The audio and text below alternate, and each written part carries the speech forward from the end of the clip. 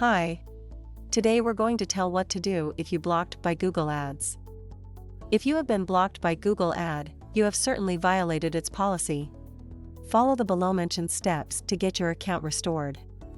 Let's get started. Know the reason behind the suspension. Unless you are permanently banned, Google will intimate you about your ad account suspension through an email. Go through the email to know what policy violations have been noticed in your account. Navigate through the link provided in the email and thorough yourself with the concerned policy. Make your account compliant.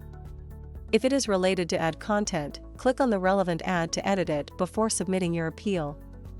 If it is related to your website content, get in touch with your webmaster to make the necessary changes. If the issue is due to payment method, then change your existing payment method and add a new one that meets Google's requirements. If the suspension is due to pending payment, clear your dues to avail the services again. Once the review appeal is submitted, wait for Google's team to get back. It usually takes 5 to 7 business days for Google to review.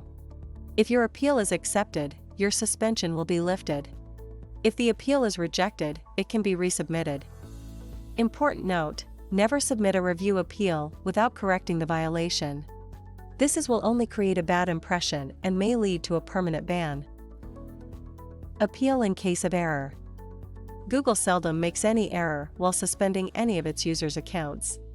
However, if you think that there has been an error and you have not committed any violation, then you can submit an appeal from the link given in your intimation email. Hope you found the information useful.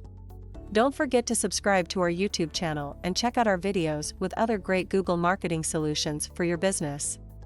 Thank you. Have a good day. Bye.